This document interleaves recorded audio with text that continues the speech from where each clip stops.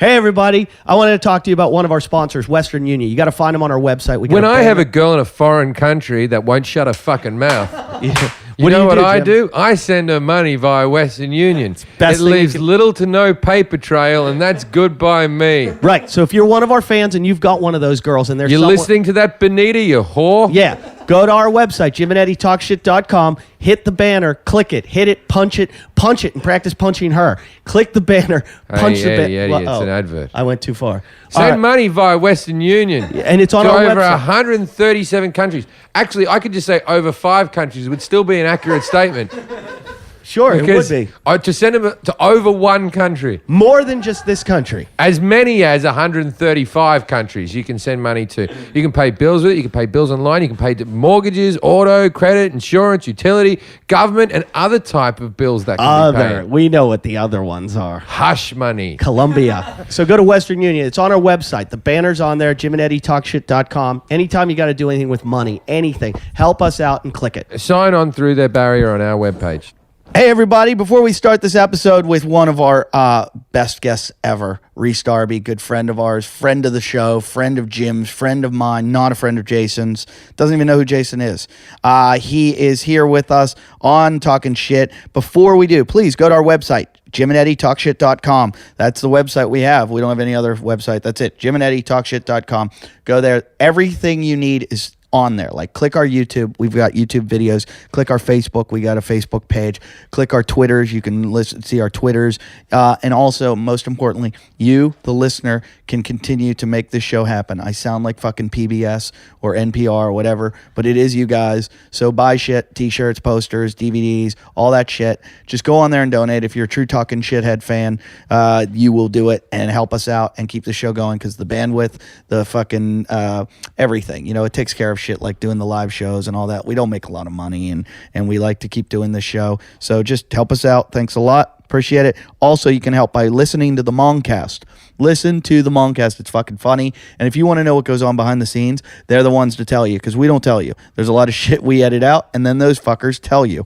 So go to the Moncast on iTunes or on Stitcher or wherever and listen to that. You can also listen to the Wadcast if you like CrossFit, if you're one of those narcissistic people with body dysmorphia and you're all into yourself, and like I am, you're narcissistic. Yeah, go listen to us talk about CrossFit. Or go listen to the Brian McCarthy interview show. We love Brian. You should like him too. He's fucking funny. Listen to his podcast, The Brian McCarthy Interview Show. Other than that, just fucking, just go to our website and keep listening and keep supporting. Go to iTunes and comment, and give us 5 stars, guys. Thank you, shitheads. And now let's start this episode. To the douchebags on a couch. One's an asshole, one's a grouch. And relentless.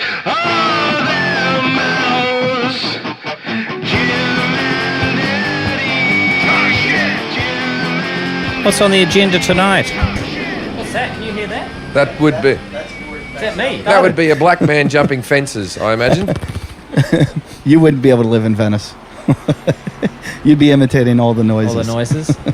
Lalit's coming. Lalit's here. Oh, Lalit's That's here. because there's somebody that's been in a movie. Yeah. He's married, Lalit. Go home. Lalit, he's married. Hi. Hi, I've just got separated. So. Are we on? Are we going? Right, sit down. Yeah, you're listening to Talkin' Shit with Jim Jeffries and I'm Eddie. separated for the next hour. Everyone's showing up right now. Just Our for the guest is Rhys Darby. next 15 minutes. Everybody's talking. Lalit just came in because she decided to come tonight because our guest has a movie career. We might have to shut this window if it's going to... Oh, yeah. There's helicopters around, which means one of Jason's friends has done something wrong. It was pretty funny last night. One of those guys showed up just to tell me he was going to go to a detox, and people ran in the house. They were like, What do you mean? What are you talking about? there's this guy that he comes to me when he wants to just talk. Well, how did you get to there? You said he just said one of my friends is out doing something wrong. And then you said one of those guys. He was just okay. One of those guys. Okay. Criminals. Do you mean a black guy? No. Well, that's how we refer to them. No, he's not black. Then he's not your friend. I'd like to introduce our guest, Mr. Rhys Darby. Everyone, welcome, Rhys. Thank you. Yes. It's a Thanks, everyone. Warm welcome. Woo! I would like to read Rhys's biography if I could. Well, let preface it by say, I don't know where I got to stutter, but Farside, one of our interns, prints up the bios. Oh, okay. He's not very good at it, so don't be offended. Well, how can you be bad at printing something out? Well, he doesn't print it; he writes them himself. Oh, okay. Yeah. Jim, want to read it? Rhys Darby is a successful man, whose comedy is full of voices and sound effects. It explains why he's perfect to play the voice of the lead elf in Arthur Christmas. I didn't know you were in Arthur Christmas. Oh, thank you. I never saw it. Which was widely promoted at shopping malls US-wide. You do the rest. I can't read. He's done a bunch of film and television. He's been on critically acclaimed television shows like Rove Live. I guess that's just popular in Australia. True. Just last year, he did a pilot for the UK Channel 4 called The Fun Police. One of his jokes is called Dinosaur Party. He's here to talk about... That's cool, man. He's here to talk about his new book, This Way to Spaceship. He seems like a nice fella and can't wait to watch what he says. Welcome, Rhys Darby. That's a great bio. Yeah, but you missed this part. Jim fucked up this part. He goes, a successful man whom's comedy is full of fun voices and sound effects. You forgot the fun part. Well, I didn't. I said fun voices, didn't I? Or did I just say voices and sound missed out effects? the fun, which is the most important part, I think. Otherwise, the voices are just voices, aren't they? Oh, here he goes with those very basic voices. Nothing happening there. Oh, there's a fun one. Hi, guys. It's just more fun, isn't it? Party time! Oh, it's a fun voice. He's going to have a party. Rhys, See? Rhys, how long have I known you? Probably about 10 years? Yeah. About 10 and years? I've known you probably 2 years more than that. Yeah. I'd say so. Yeah. The greatest Rhys Darby story I've ever heard is your stage diving story. Before we do that, can we mention that we've known Rhys collectively for 22 years, and we've had over 100 guests on this show, and only one guest has ever had his assistant ring us.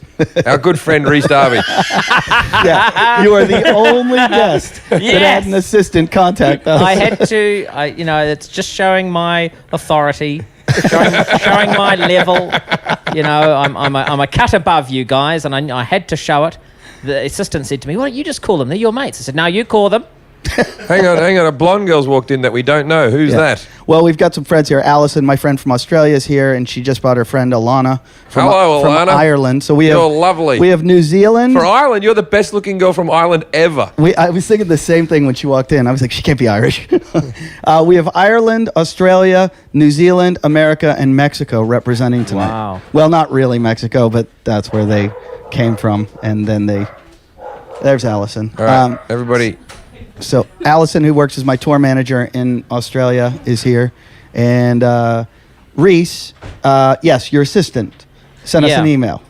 Oh, you got an email? He didn't even call. Oh, okay. He just emailed. And I don't think he has an assistant. I think that just Rhys has a few emails. That's me posing as my assistant through email. Rhys goes, Tom, rhysasystem@yahoo.com. That's it. It's all about prestige, you see. Somebody did that. Sinbad apparently used to do that. Sinbad was his own agent. And he would use a fake name and call him book himself and do all his negotiations and everything and then show up. Jamie Kennedy said something about that he used to do voices as his own manager and ring up places, but then he'd have to ring up after the audition and hear about how terrible he was. And the weird thing is, shouldn't Jamie Kennedy already know that? Yeah. Shouldn't that already be in him? Oh, I'm not very good. Jamie Kennedy is very upset about Punk'd. He feels like Ashton Kutcher stole his show. Yeah, that he stole off Candid Camera. Yeah. From the 1950s. You know what I mean? It's just Candid Camera was the first one. Yeah. Jamie Kennedy, is that who you're talking about? Yeah. Well, his show was only an experiment anyway, wasn't it? Hey? Boom! Taxi! Call your assistant. Yeah, I've had it with these guys. I've nailed my best job. I got to tell a story. Now, Rhys is married with 2 children, and I was on the radio once. Now, in one of my stand-up specials, there's a story about me going to South Africa and taking cocaine, trying to get cocaine when it was a black guy trying to make me suck his cock. Right? It's a good routine. I fucked it up then. But anyway, so I was on the radio in somewhere, I don't know, I think I was on satellite radio, so I probably went everywhere. And they said, tell us that story. So I told the whole story, and I said, well, I was in a gay bar with Rhys Darby, right? Oh, here Which we we go. were. We were in South Africa. That was the karaoke place, right? No. It was a gay bar called Broncos. Yeah, but the gay bar we would go on karaoke night. No. This was just a flat-out gay bar. But Jim, I'm trying to help you. We went there just for karaoke. No. Me and Rhys were on drugs, and so we were at this. You weren't there for music? We were in a gay bar. It was called Broncos. I was interested in cowboys at the time, and I thought there might have been one of those. It was the fucking last Broncos. It was the last bar in Cape Town that stayed open really, really late. Now I think you're lying. And we were there with our friend who passed away, Jason Wood. I remember Jason Wood. Who was gay. Yeah, who was gay. So There we you probably go. So it's all legit. Is he still gay? He's dead. I know, but is he? He would still be. We said he was gay. No. Well, he was. Well, yes, he's gone now. He's gone now. He's Rest not- in peace. Yeah, so we all go there, and fucking Rhys and me are wasted on alcohol. I've already blown that. We were on drugs, and so Rhys. Aren't you glad you came, Rhys? Yes. I'm loving it so far. So Rhys was My on kids the. are tuning in, no doubt. Rhys was on the podium doing the robot. And now it's very hard. I once was over at Rhys's house, and his oldest boy turned to me and goes, I reckon I can get Dad to do the robot. Right? Didn't take much. He just said something about robot, and there Rhys was in the corner doing a robot. Anyway, so Rhys is on the stage doing a robot. I'm at the end of the bar. I'm on ecstasy, and some guy, when you love everybody, and this guy goes, do you want to come to the bathroom with me? Now, when you're on ecstasy, you think people are being nice, so I assumed he was offering me a line of Coke, so I said, would I? And I went into the bathroom, and then I went in there, and I turned around, and there was a big black guy with his cock hanging out, and that's basically the story. So I come back, I tell the whole story, and then I come back to Rhys, and I'm completely spaced out, and Rhys is on top of this podium, and I go, Rhys, some guy just tried to make me suck his cock in the bathroom. He goes, you think you're doing well? These guys love me, right? And so anyway, I never told that version on stage because it wasn't really my place to put Rhys in the shit with it. But I told it once on radio. Now, I didn't mention on radio that Rhys was married and with kids and all that sort of stuff. And they all turned to me and they went, I didn't know Rhys Darby was gay. And I was like, he's not gay. I came across like he was gay in your story.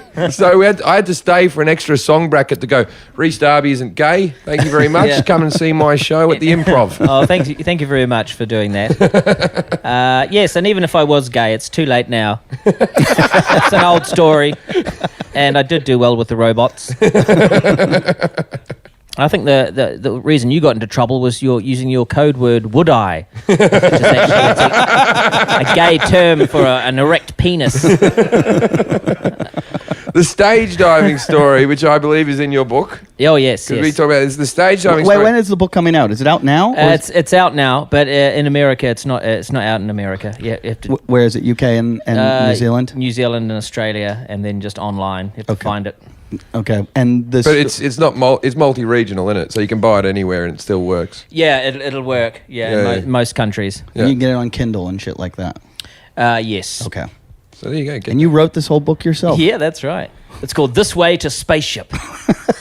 And it's an autobiographical science fiction novel.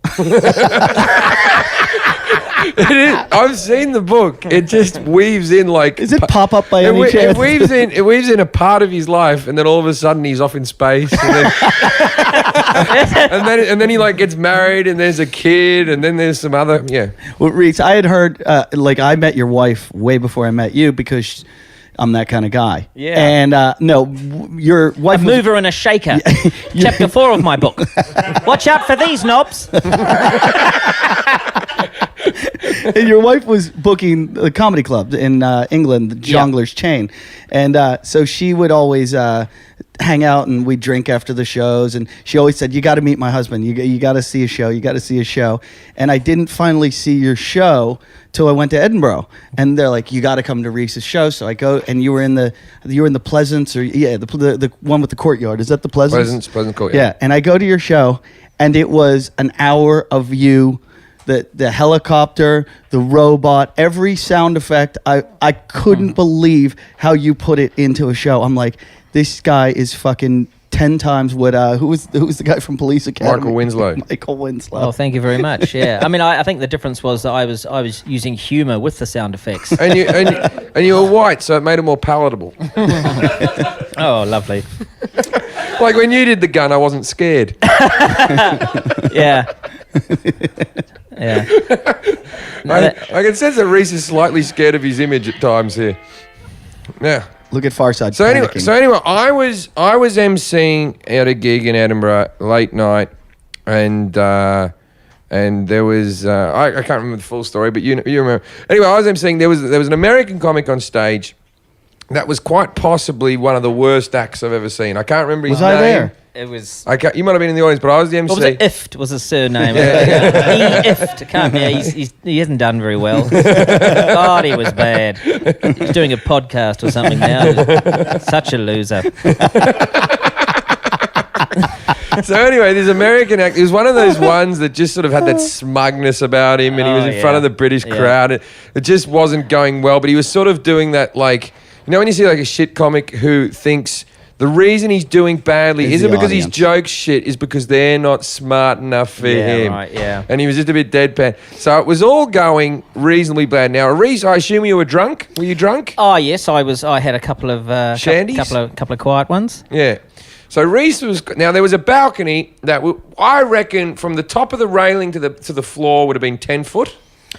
Yeah, absolutely. Yeah, it would have been. Yeah, it would have been easily 10 foot. Oh, probably more actually. Maybe 12. A bit more. Yeah, probably 12 foot. Yeah. Every year this story gets a foot. No. I can show you the venue when we go to Edinburgh next. Yeah. But probably about 12 foot high.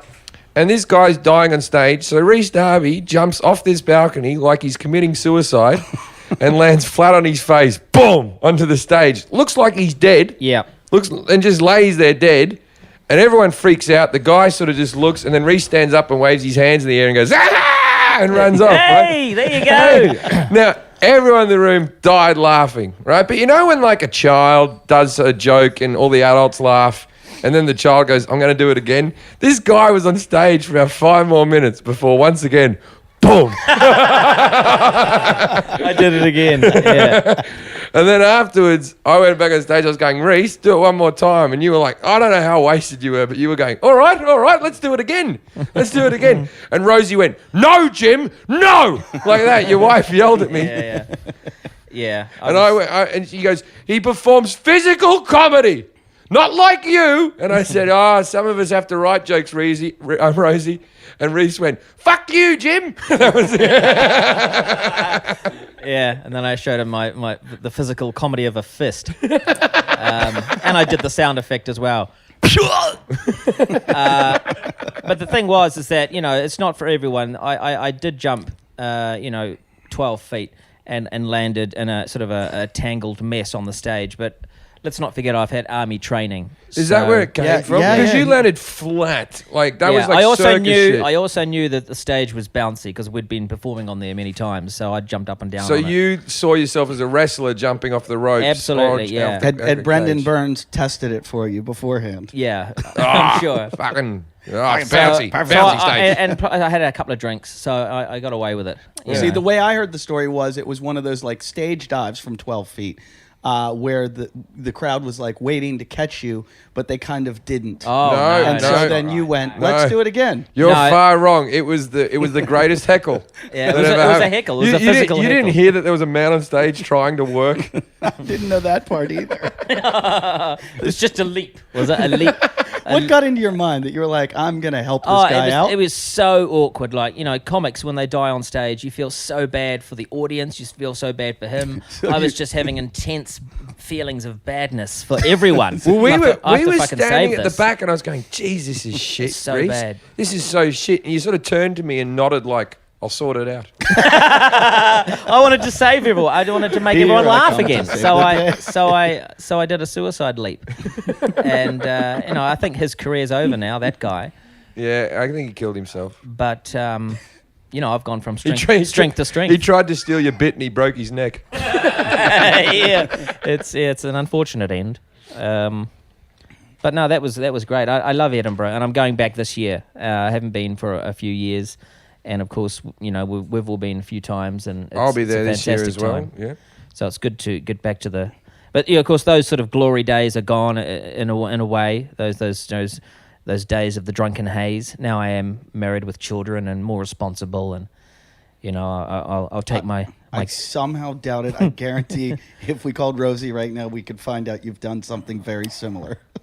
Well, if there was a place it would be Edinburgh. I would let loose again. There's a lot of pressures on, with the show and people turning up and The reviews. and what people think of you, and I've gone from nothing, not worrying about too much about sort of trying to build my audience and get somewhere, to then turning up now with a huge audience and then having a completely different type of pressure, which is are you worthy of your audience size? Well, I used to get, when I played the sort of up to sort of 200 seat rooms, I used to get 4 and 5 star reviews every year, and then when I played the 1,000 seat room, I got a few 1s. Right, yeah. Because people try to... I got some 5s as well, but Yeah, some people went, that's fuck just- him, that yeah, cunt's done. yeah. So look forward to that, Rhys. No, That'll be a good year for you. I know that, and fuck them, fuck them. Yeah. Yeah, the reviews, I mean, everybody says they don't help or hurt you in any way. They do. Yeah, they do. Oh, they do. They hurt you. I used to get really good reviews in Australia, all my festivals, and then last year I did a show called What Women Don't Want to Hear. Oh. So they sent cross-eyed lesbian, overweight, like feminist, just everything that basically I was talking about in the show to my show the first night. And her review, if you can find it online, I think she wrote for The Age. Helen Razor's her name. That's my ghostwriting name. It's also Helen Razor, the lesbian. How ironic. Yeah, it's also Rhys's manager that wrote to us, our assistant. Anyway, she mentioned that I needed to be deported. Hang on. I think we found the review. It wasn't hard to find. I think it was the top one. It's the most viewed thing about Eddie. Came up first. Look how handsome you look in your picture. You look very handsome in your picture. It really goes for that handsome look. 1 doesn't he? star. Yeah, 1 star. With all the edge of a blunt dairy knife is the opening line. Wow, that's great. She's a good writer. That was a great metaphor, wasn't it? Eddie F. hacks at the remains of culture's most tainted cheese. Now, I want to review this review. Wow. Is it a food review? Is it a comedy review? Keep going. Oh, you want me to Yeah. Better funny man abandoned, in inverted commas, the hilarious difference between men and women. What's wrong with that? I do that all the time. I'm still doing it. Yeah, I love it. Because we are different. Yeah, we are different. We're constantly different. We Boobs and shit. weren't just different in the 70s and then just leave it there. We're still different now, and we're going to be different in the future. We use computers differently. Yeah, we use computers differently. How about the bathroom? We use modern bathrooms If, however, differently. if it's hard to say your name sometimes. Can you change If, however, offers an hour of putrid. Putrid. Okay, someone else has to I'll read it. Jeez, it's too painful. Offers an hour of putrid camembert stink. Oh my God. Unleavened? Is it? Unleavened? By the milk of human kindness. Oh my God. This she's after some sort of an award for writing. To defend a set that casts women as money-grubbing succubi and men as animals genetically programmed to rape. Wait a minute. That's my bit, Eddie. Ift says, these are just jokes. Technically, I suppose he's right. He does, for the most part, offer both premise and punchline. What he does not serve up is genuine laughter. Yeah, they laughed, but it wasn't genuine. Here, this is my favorite part. The moderately successful, colossally rotten Ift is likely to induce nausea in anyone who actually likes people. Wow, that is amazing. This is great. We should frame it. On behalf of my countrymen. Oh, is she now the Queen? I will notify the quarantine and inspection service about this contaminated import. That is amazing. Oh, boy. So on my new DVD that's coming out, I have that where it says "IFT is likely to induce." What's that say? Induce. Thanks, Farside. That was good. It's all right. You can remember it. You've memorized this, Eddie. You used to have on a bit of sheet of paper before it fucking wasted away from tears. IFT is likely to induce nausea in anyone who actually likes people. Wow. Yeah, I think that's not a bad That's a good quote, yeah. I once, the list in Edinburgh, before I came, they did a feature 2-page article on me in this magazine. Big picture and a big article. And they interviewed me a month before the festival. And Jim Jeffries is back was the big thing. And then the next page, 1 star. I like it when they do that. They do that all the time in newspapers. They did it something recently for what was it? A big film that's come out. Oh, the Adam Sandler one. Yeah. They do the same thing for that in newspapers, like 4 pages of him and interviews and these flash photos, and then the review straight after it. 1 star. The guy's an idiot. It's brilliant, isn't it? It's like It hurts. it hurts. It does hurt. Yeah, but Well, that one wouldn't have that's hurt. live. That one wouldn't have hurt. I opened that up Yeah. that day and I read it and I started laughing. I thought it was great. And I'm like, because I had always gotten really good reviews. Then I opened up the competing paper. Yeah. 1 star. Oh, really? Yeah. 2 1 stars. They said if you- never in the history of the Melbourne Comedy Wow. Festival. If you has look someone- up, Farside, look up Jim Jeffries, The List, 1 star. Let's see if you can get that review. That'll be worth the read. I can't remember it. It wouldn't have been nice. So there was a big article about how you're back. They should have put an article in the paper the next day. He's gone. He's gone. He's moved. There was a bit in the interview because the person who interviewed me obviously liked me. See, all the other years, there we go. Alcoholicost got 4. Yeah. Yeah. There's the one. Let's read it. All right. So this is in Rhys, Edinburgh. you can read this Yeah. one. You can read this one. You want to read it, Eddie? You can read it. You read it. You might be better. How to lose your crowd in 1 horrible hour.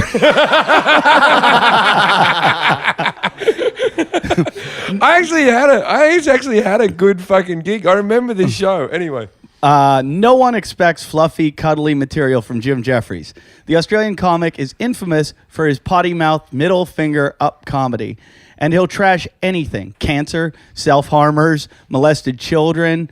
Well, why not? I go after the child molesters, not the molested children. As long as it gets a laugh. But unlike other un-PC comedy giants such as Doug Stanhope, Bill Hicks, or Lenny Bruce, who revealed their genius through fabulously obscene sets, there's nothing truly daring or thought-provoking behind Jeffrey's rock and roll bravado this year.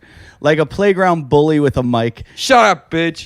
at his worst, he's Bernard Manning. Bernard Manning. He was Bernard. an old, fat, racist comic from Britain. So at his worst, he's Bernard Manning or Jim Davidson with a down-under accent.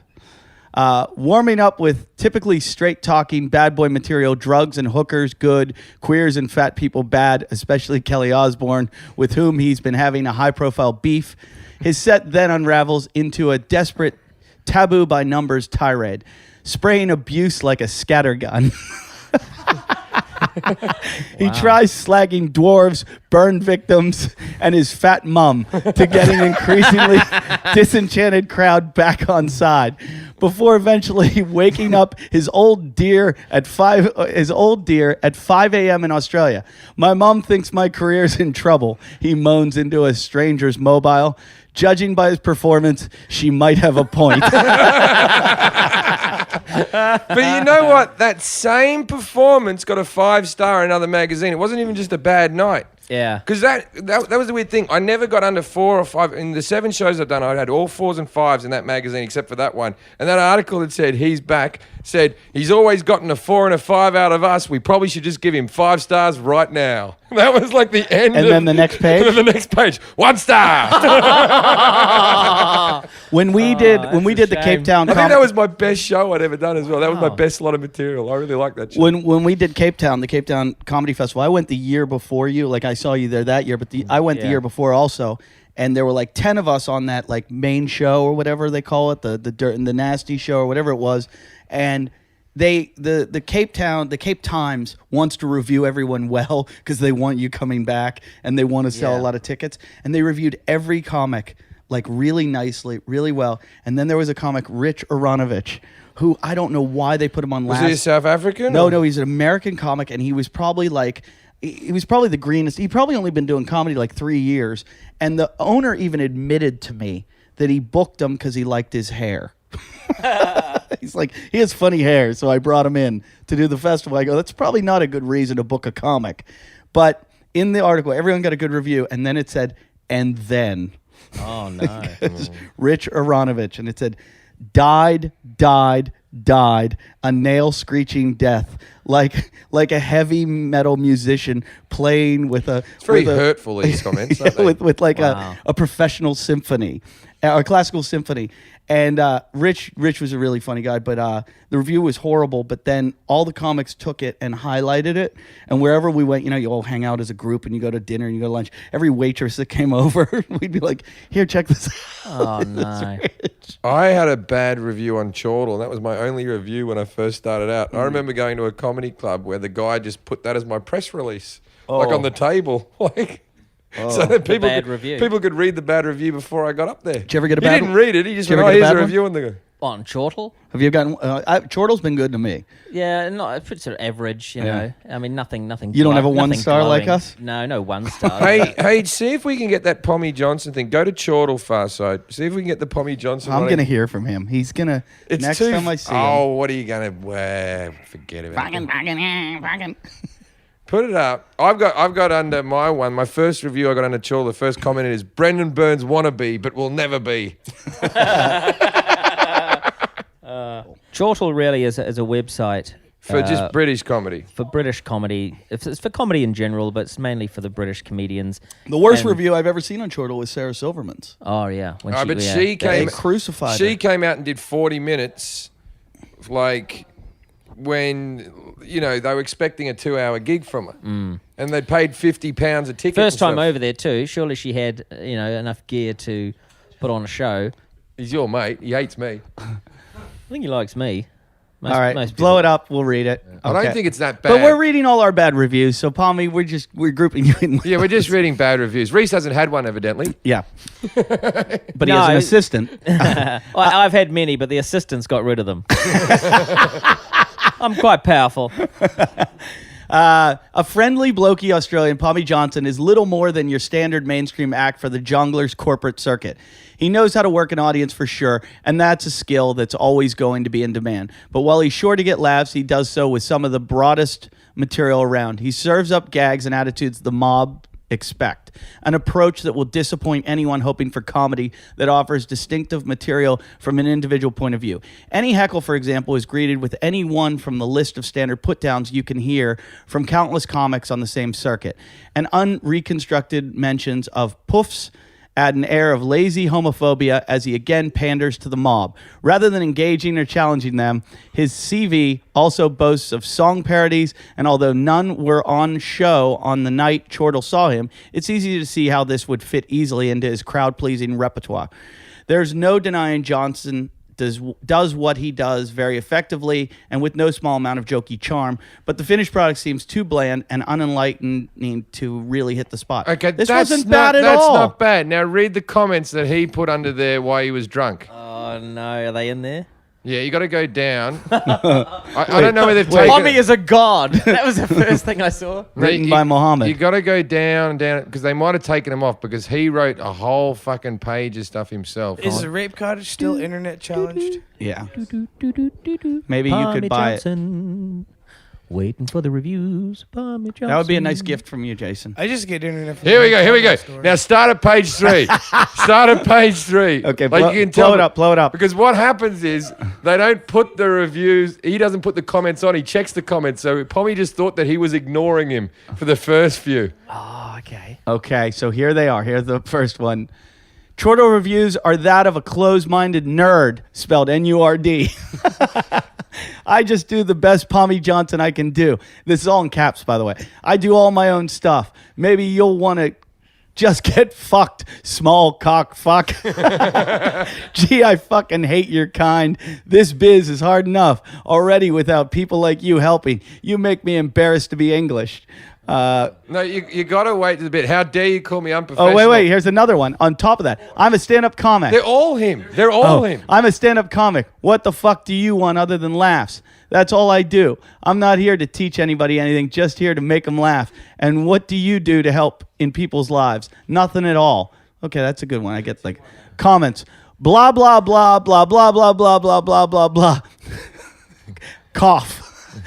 Do you get the point, fuck knuckle? Chortle's crap and it smells like small puppy dog doos. Hee hee hee hee hee hee hee. Oh, by the way, get fucked, Chortle. Now go to the next page. The best one's coming up. Please find a crowd. I've not. Oh, okay. No, go to the next one. There's something that happens. All right. Which one? Wait, this one's good. All the gay people I know as friends wouldn't be very upset that you called me homophobic. Oh, you want to date me and I'm straight? That's what it is. You're heterophobic, aren't you, Steve? Dear Chortle, I bet you're the type that thought Bill and Ben were homosexual, or that Tom and Jerry were cruel to cats, or that Bugs Bunny incites violence in kids. Killjoy. Sometimes a book cover isn't the book being read. Oh, yeah. Get fucked. The only thing, this is the next one. The only thing I've got against gay blokes is that their cocks taste funny. I can't. There was one that used to go like this. He used to go. And how dare you call me unprofessional? I'll have you know I was drunk at that gig. Oh man. Yeah, it's weird because websites like this, only the comedians read them, and we're obsessed with our own reviews. No one else gives a fuck. No one reads them. I haven't been reviewed on this forever. If you go to mine, there's plenty of people who are slagging me off. But we're all going to get reviewed now. Well, this, no, just go to the show must have J. been Just reviewed, figure out right? the J section. Do they review podcasts? No one knows about them yet. Only podcast folk. Yeah. Only podcast people talk about podcasts. Oh, really? Yeah. Oh, that's why you guys are doing it. Yeah. Yeah. We're in the ground floor. That's good. It's like a new thing. It's not going anywhere, though. What, podcasting? Yeah. No. Yeah, but they normally turn into a show or something. It's like cable access TV. What about that Nerdist guy? Go to comments. Go to comments. Go to comments. Go down to comments. Comments. All right. Comments. If you're gay or a humorous... No, not the next one. Read a bad one. Just trying to find one. Yeah, they're all pretty good, really. Oh, yeah, everyone's... very, very funny. Geez, people are pretty complimentary. Oh. Blah, blah, blah. Oh, well, I haven't read it for a while. There used to be a lot of bad ones. Let's check Eddie's out. La-di-doo-da, la-di-doo-da, dee-doo-doo-doo. So anyway, my career's going really well, and We're not here to advertise you, Rhys. what are we doing? Reading your old fucking reviews? We're mooching off. What a shit show. We're mooching off your fame. Okay. What movie? Get some advice off me or something. What's your best movie? Name me your best film. What one did you like the most? The most fun was Pirate Radio. I love that one. Yeah. Don't rock The boat the boat. that rocks. Yeah, I love that. You were very funny in that too. Thank There you. we go. We found you one. know what? You know I liked you. Your favorite band was the. Eddie's only got one review. The This Seekers. guy's talentless panty waste. That's a good review though. Good review. Anyways. I like that Chortle review.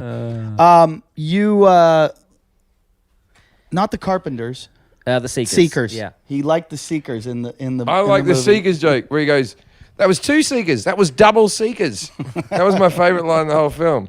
But you think that was better film than Yes Man? What was your worst film? Oh well, I've only made 4 or 5 actually. And one of them was pretty bad. I saw all of them. You tell me which one. You haven't seen all of them? No, I haven't. I've only seen 2 of them. No, they're all. Oh, the worst one I was involved in. I'm not gonna hurt people's names. I nearly fell into that I can't trap. believe you almost did fall into it. Yeah. I Stop know. mouthing the Yeah. words Jim Carrey at me. Stop it. No, that was a pleasure. Do you hang out with Jim? Are you guys buddies? Oh, no, not since the film. No. Oh, okay. No, I have phoned him many times, but the answer phone. Yeah.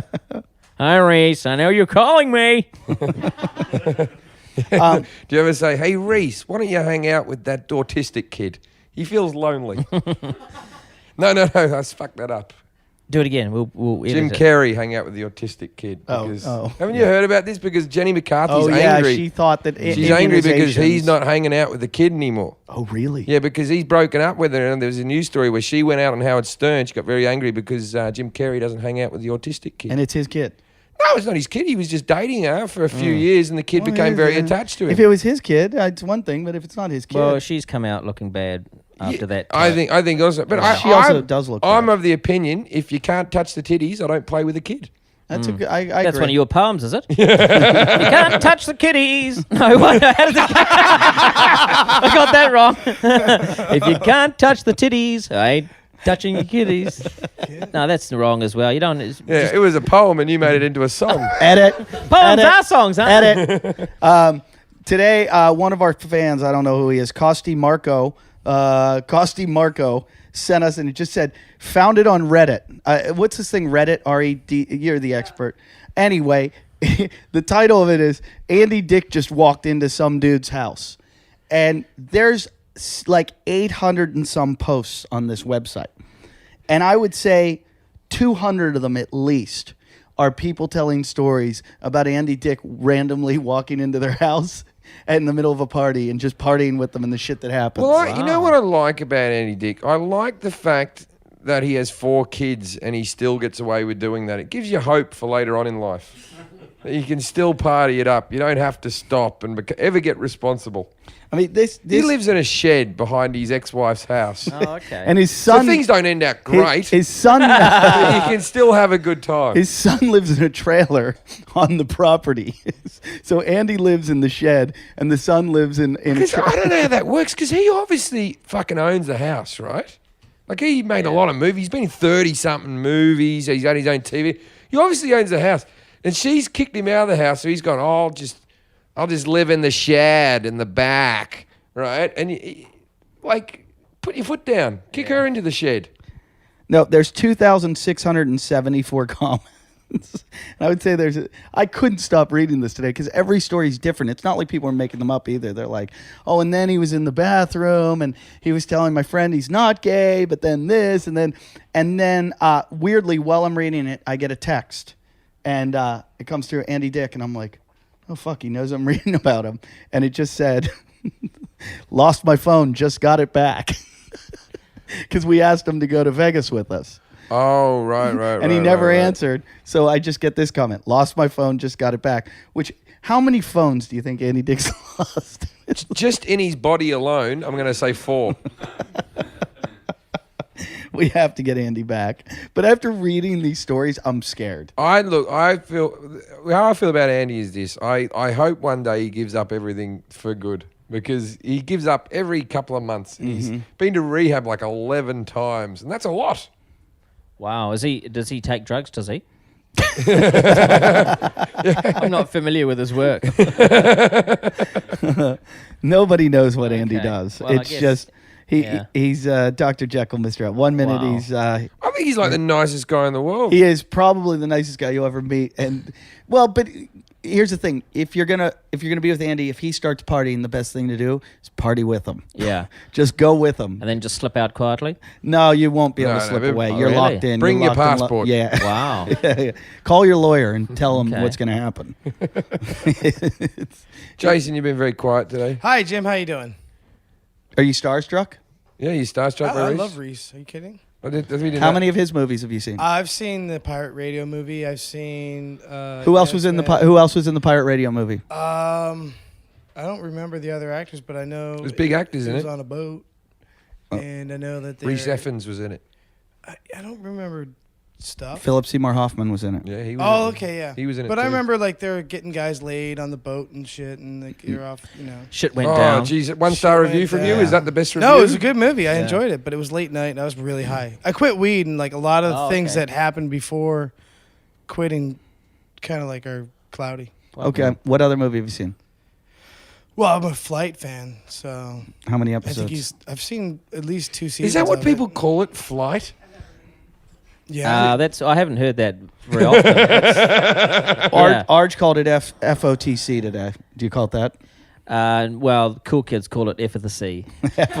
I used to listen to the Fly the Conchords radio show before it was even a TV show on the BBC in England. Oh, there you go. I used to listen to it. That's so, heritage. There we go. Not many How long people, did you know Not them? many people even know the radio show existed. I didn't. Did you? Yeah. Did you Used know to have that? Neil Finn on it all the time. Yeah, it's a great. Neil it's- Finn used it's- to ring in. I love the radio series. That's where it all began with the BBC. Did you know them back in New Zealand at all? Yeah, I knew of them. They were in Wellington, though. I was Auckland. Okay. So we're different cities. We sort of saw each other a couple of times in festivals, but it was really Edinburgh where we all got together and helped each other out. Is when you did comedy you didn't start in the UK, you started in New Zealand? Yeah, I started in New Zealand. Was that right after the military? It was. I can never picture yeah. you in the military. Do you know? Straight after. Said that he was a Morse code expert. That's right.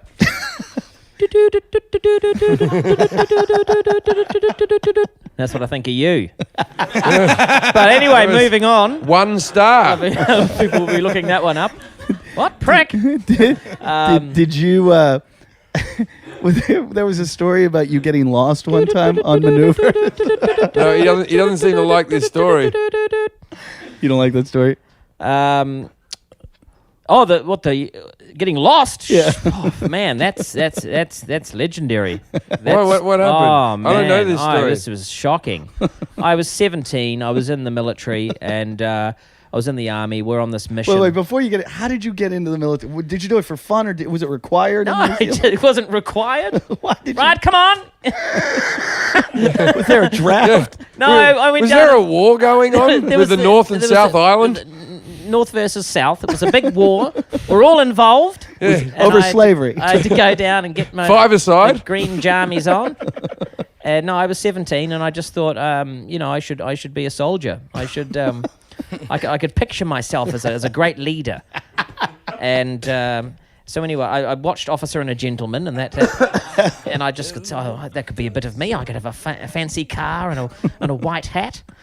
Of course, that was the Navy. But anyway, so I joined the army. I was 17, just young. What I should have done was join the Scouts.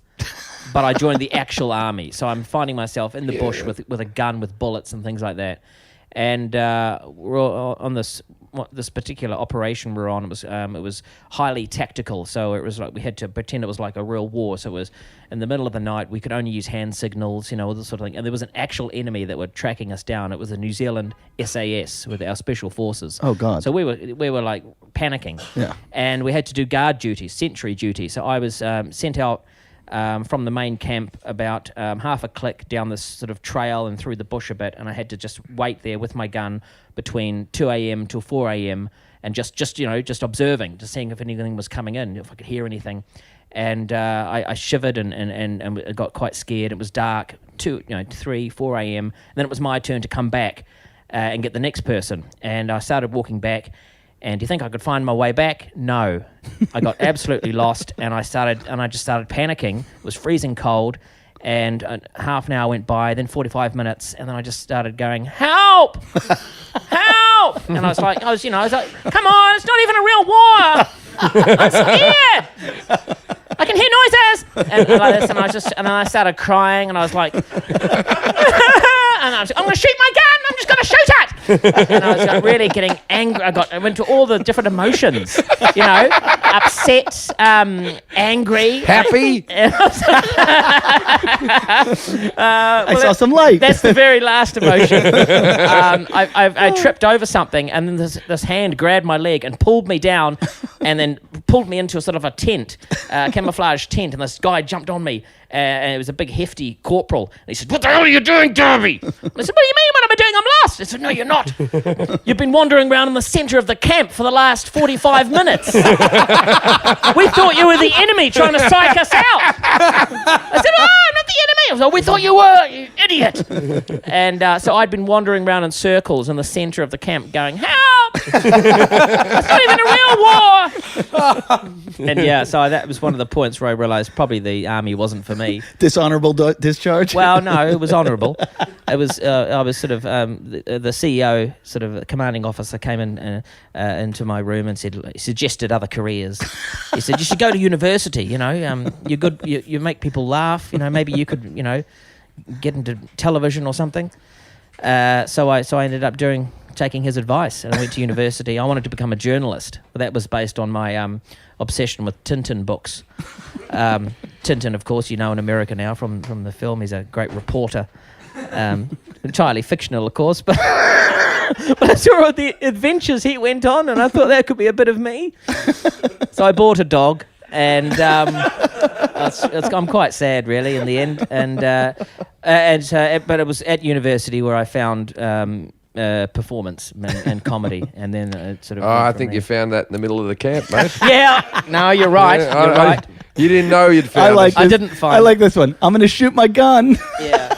Because that's what I would have done. Oh, real angry. Because I fucking... knew if I'd fired the weapon, which is one thing you can't do in the army, because Right. you know if you fire the weapon, you get in big trouble. Wait. But do you have a loaded weapon? Oh yeah. That's fucked. Why did you have a loaded weapon if you were hunting each other? What's the point of loading the fucking thing? No, that would have been loaded with blanks. Oh, okay. Oh, Yeah. okay, So, but you can still kill someone with a blank. Was there? Oh, right. Why? Well, then why even have the blanks? Well, they're so expensive. Well, we weren't allowed to fire anything unless we were told, you know, because the New Zealand Army only had like 10 bullets. And 10, yeah. And this is another true story. When we didn't always have blanks in our guns, we used to run around and we had to say bullets. So when we're attacking the enemy, you run around with your gun, and you had to say bullets, bullets, bullets, bullets, and that meant that That's you're the gayest thing ever. Oh, isn't it terrible? Bullets, bullets, bullets. No wonder. I said to them, can't we just say at least bang? Or I said to them, can't we go, you know, and I said, well, not everyone can do that sound, Darby. Well, what about just bang? Like bang, bang, bang. I said, no, you sound like a kid doing that. So bullets is better, is it? bullets, bullets. And then when the enemy were doing that to me once, I heard this guy come through and yelling bullets at me. I went up and went, shield, shield, shield. Of course, I didn't have a shield. I would have loved you to gone to a real war. Oh, yeah. Well, I would have loved to have gone as well back in those days. But Would have you? Oh, yeah. That was one of the reasons I joined up. When New Zealand never went to Iraq or Afghanistan, did they? We went to the first... Gulf War. Yeah, the very first one. Sent a boat. Before it was unpopular. Australia sent about 2 or 3 boats. You would have sent a boat. No, we just sent sort of medical and engineering staff. Yeah. A canoe. And I think our SAS... With needles, bandage. Our SAS, though, are involved in everything. Yeah, they're That's pretty very badass, aren't they? Quite secret, yeah. I watched Act of Valor last night. Have you seen this film? Oh, I've seen his act. Rhys is in it. He opened for me once. It's a movie that they used real Navy SEALs. Real ones. Oh, wow. to This is a act in. new film, right? Yeah. Yeah. How And was it? I was like, why would they use, like, these guys that are supposed to be, they blur their faces all the time. They never Yeah. mention, they won't even tell which one of them got Osama bin Laden. Why are they doing a Hollywood film? And it's basically a propaganda. It's like a recruiting device. Oh, is it? And you'll watch this movie, and none of the SEALs die. They kill everyone. It's They're like all brilliant. Yeah. Yeah. It's like Sylvester Stallone in Rambo kills like 280 people Yeah. and doesn't even get a scratch. But in the final scene, a guy jumps on a grenade and dies. So there's and your act of saves- valor. Yeah, and saves all the other guys. And it's probably some of the worst acting you'll ever see.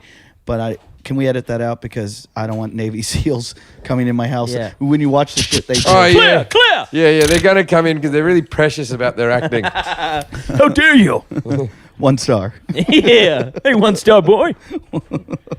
You want to be on your next film? It seems like a bit of a propaganda film to me. That's what I just said. It totally is a problem. Yeah. Because I looked into it. I think the Navy kind of with Hollywood made the film. That must be the case. It's 'cause- creepy. It's creepy. You feel like you're It's watching. the same as I felt when I watched Funny People.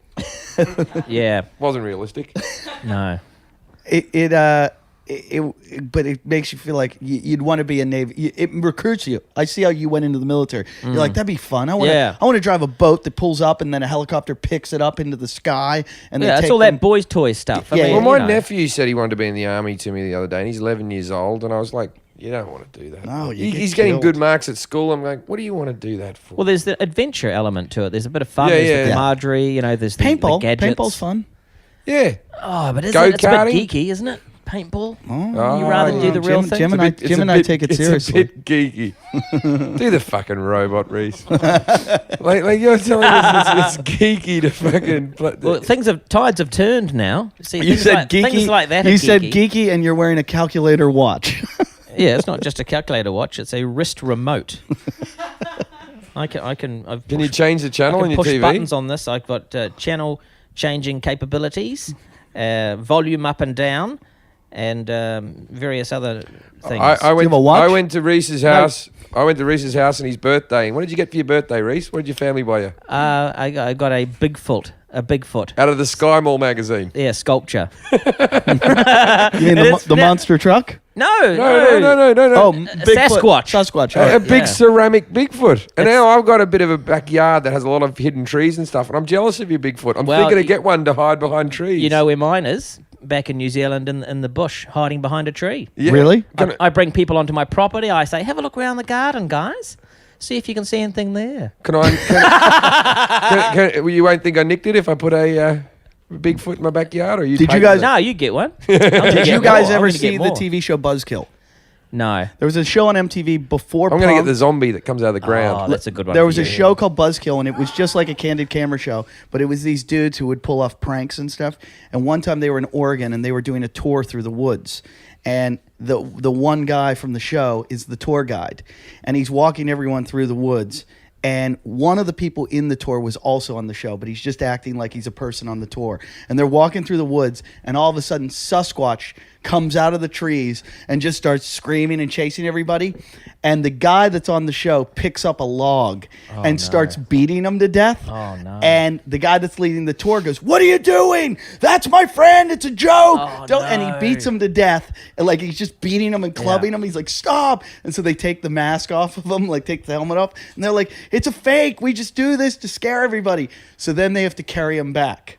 So they're all carrying him. They pick the guy up and they're carrying the Sasquatch guy through the woods. Wow. And then a really realistic Sasquatch comes out of the woods. Oh, wow. And the two guys that are carrying him now are on the show too. So they're all like embedded in the group of tourists. They drop the fake Sasquatch and run. And then everybody freaks out and runs. But it was one of the best. So like- wait, you're saying there's a real Sasquatch? yeah, no, it wasn't real, but it was a better looking Sasquatch. Wow. The one was That's very that's a fake good looking, and joke. they beat the shit out of him. As always, when we have a great guest that can stick around, this is an important one, Rhys Darby, but he's going to stick around to do a second episode with us, which we're very thankful for. So we're going to continue this one. If you want to hear more with Rhys Darby, we get into some good shit. Please. Come back and listen to the next one with Rhys Darby. And also come check us out. Jim and I have some shows. So July 6th, 8th, Jim will be at the Fort Lauderdale Improv. July 14th, he's taping his new DVD at the Novellas Theater in San Francisco. Tickets are on sale for that. There's 2 shows. July 24th to 26th, he'll be at the Just for Laughs Festival. Eddie, will be at the Improv. No, it's the Funny Bone in Richmond, Virginia, July 5th through 8th. July 26th to 29th, I'll be back in my hometown of Pittsburgh, Pennsylvania, doing a bunch of shows at the Improv. And August 2nd to 4th, I'll be back at the Underground, one of my favorite clubs in the world, where I like to get on stage afterwards really drunk and sing Whitney Houston songs when she's dying. And I'll also be in Australia. I've got an Australian tour at the end of August. And so to announce or to tour my new DVD called I Love Pussy. That's the name of my DVD. So look for that in Australia. That'll be released end of August. And just get back and listen to the second part with Rhys Darby.